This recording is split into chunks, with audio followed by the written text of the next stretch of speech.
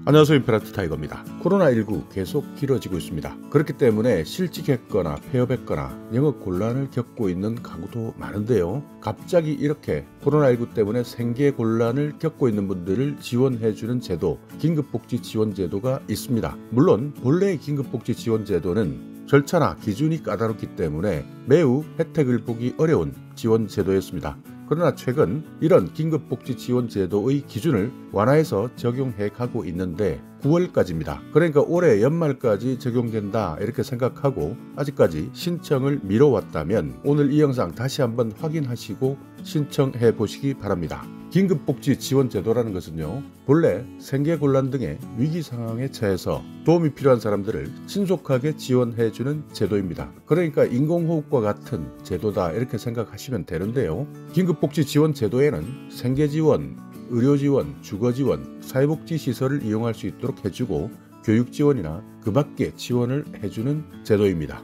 이렇게 본래 있었던 제도에서 코로나 때문에 실직하거나 코로나 때문에 생계곤란을 겪고 있는 분들 기준을 완화시켜서 지원해주겠다. 그러니까 함께 코로나를 견뎌나가자 하는 차원에서 기준을 완화하고 있는데요. 그 완화된 기준이 9월까지 적용합니다. 물론 또다시 한 번 더 연장될 가능성도 있습니다. 그러나 현재까지는 연장에 대한 내용을 추가 발표하고 있지 않기 때문에 만약 이 제도를 몰랐다 한다면 9월까지 기준이 완화된다. 그러니까 더 많은 분들이 혜택을 받을 수 있으니 이 시기에 가급적 신청하셔서 어려운 상황 극복해 나가야 되겠죠. 자, 그렇다면 긴급지원 대상자 어떻게 되느냐 살펴보겠습니다. 자, 여기 보시듯이 위기 사유가 있어야 됩니다. 위기 사유가 있어야 되고 생계 유지가 곤란하다는 것을 증명해야 되고요. 또 저소득층에 해당돼야 됩니다. 그러니까 소득이 많고 재산이 많다면 긴급지원 대상이 아닌 것이죠. 여기 소득 재산 기준 2021년 기준을 보시면요. 소득은 365만 7천 원 이하. 이것은 올해 2021년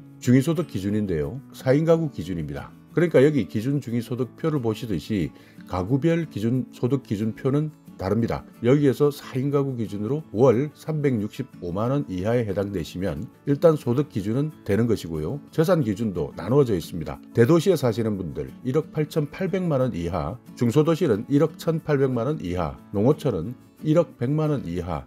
이것이 본래의 재산 기준입니다. 그런데 이것이 9월 30일까지는 조금 더 많은 분들에게도 완화시켜 드리겠다 해서 일시적으로 기준을 완화시킨 것이죠. 대도시는 3억 5천만 원, 중소도시는 2억, 농어촌은 1억 7천만 원 이하까지 재산 기준을 늘려놨습니다. 그렇기 때문에 더 많은 분들이 혜택을 볼 수 있는 것이죠. 자, 금융재산 한번 살펴보겠습니다. 본래는 500만 원 이하 그리고 주거지원을 받는 경우에는 700만 원 이하까지 금융재산 기준이 있었는데요. 이 금융재산 기준도 1인 가구는 774만 원 이하, 4인 가구는 1231만 원 이하까지 여기에 생활준비금 공제 비율도 확대해서요. 150%까지 반영한다. 그러니까 재산 기준 그리고 금융재산 기준 모두 완화한 것이죠. 여기에 과거에는 같은 사유 때문에 그리고 같은 질병 때문에 긴급복지지원제도의 혜택을 받다면 2년 동안은 다시 지원하기 불가능했습니다. 그러나 지원 횟수 제한도 지급 종료 이후 6개월 이후에는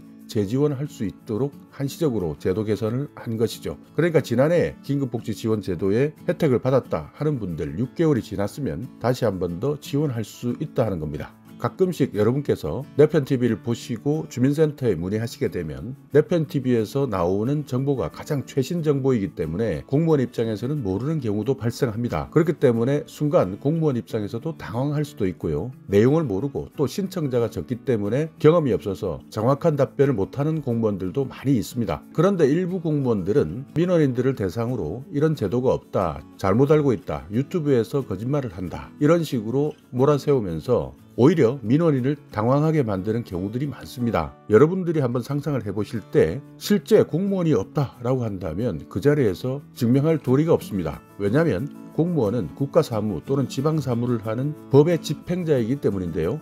법의 집행자가 내용을 모르고 민원인에게 단정적으로 이야기한다면 그 자리에서는 정말 억울하고 답답할 뿐이지 어떻게 다르게 이의신청할 수 있는 방법이 당장에는 없기 때문이죠. 그럴 때는 방법이 있습니다. 여러분께서 휴대폰을 켜시고 자, 지금부터 제가 잘 몰라서 그렇습니다. 지금 하는 대화 내용을 녹음하겠습니다 라고 한다면 공무원의 태도가 달라집니다. 왜냐하면 책임져야 하기 때문이죠. 그렇기 때문에 여러분께서 내편 TV에서 받은 정보를 가지고 공무원과 대화를 하신다면 휴대폰 꼭 앞에 놓으시고요. 녹음을 누르시면서 공무원에게 나중에 확인할 수 있는 근거 자료로 녹음을 한다라고 말씀하시면 그때부터는 본인도 실수하지 않고 정말 친절하게 내용을 다시 한 번 더 확인해서 여러분께 알려드릴 수 있을 겁니다. 이렇게 대화하는 방식은 불법이 아닙니다. 대화 당사자와 녹음하는 것은 합법입니다. 자, 다시 긴급복지지원제도 돌아오겠습니다. 긴급복지지원제도 갑작스러운 위기사유, 그러니까 생계유지 곤란한 경우가 있는데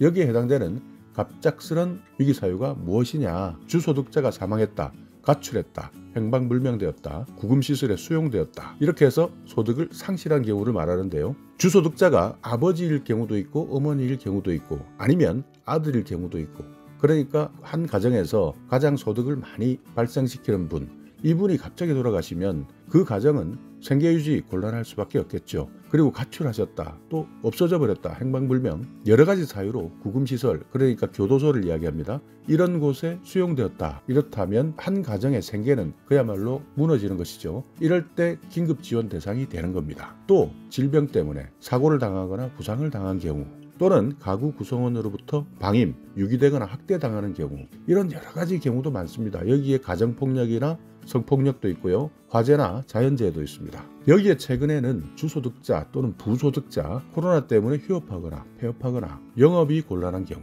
여기에 직장을 잃을 때, 이뿐만 아니라 지방자치단체에서 정한 소득활동이 미미하거나 기초수급을 받고 있다가 갑자기 중지되면 이때도 마찬가지 생계유지가 곤란하겠죠. 여기에 수도나 가스가 중단되거나 전기가 중단되거나 여러분이 내고 있는 의료보험 같은 사회보험료나 월세를 내지 못하는 경우, 이럴 때도 생계유지가 곤란한 경우가 됩니다. 이외에 이혼했다 하는 경우에도 생계가 갑자기 곤란해질 수 있겠죠. 전기가 끊어졌을 때, 그리고 교정시설, 그러니까 교도소에서 나왔지만 직업이 없기 때문에 생계가 곤란할 때, 여러 가지 경우가 있습니다. 그 외에 방임, 유기, 노숙, 여기에 코로나19 때문에 무급휴직, 그렇기 때문에 소득을 상실했다, 자영업자, 특수형태 근로종사자, 프리랜서, 이런 분들이 소득이 급격하게 감소했을 때 긴급지원 대상이 되는 것이죠. 그 외에 전국의 지방자치단체마다 조금씩 다른데요.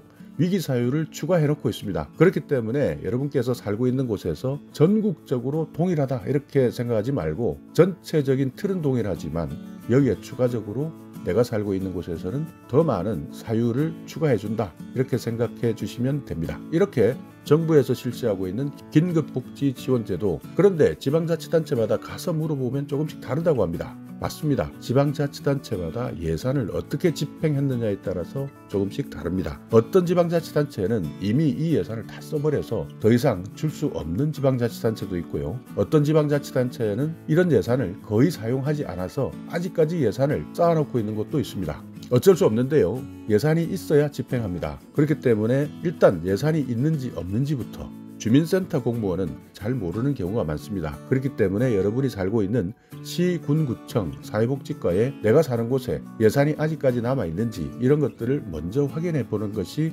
주민센터에 직접 방문하는 것보다 시간을 아끼는 것이겠죠. 자, 그렇다면 신청은 어떻게 하느냐? 읍면동 주민센터에 신청하시면 됩니다. 보건복지상담센터 129번에 전화하셔서 신청하셔도 되는데요. 보건복지상담센터에 전화하셔도 최종적으로는 주민센터에서 신청받는다. 주민센터에서 직접 나와서 현장을 확인하고 실제 긴급복지지원의 대상자인지 확인하는 절차는 모두 주민센터에서 진행한다 라고 생각하시면 됩니다. 신청하게 되면 금융정보 제공 동의서가 필수입니다. 그리고 기타 증빙 자료를 제출하셔야 되는데요. 위기사유에 대한 내용도 증명해야 되고, 소득이 얼마다, 재산이 얼마다, 이런 것들을 모두 증명해야 됩니다. 지원 종류별 수준을 한번 살펴보겠습니다. 먼저 생계비를 받을 수 있습니다. 1인 가구 같은 경우에는 한 달에 47만 4,600원까지 지원받을 수 있고요.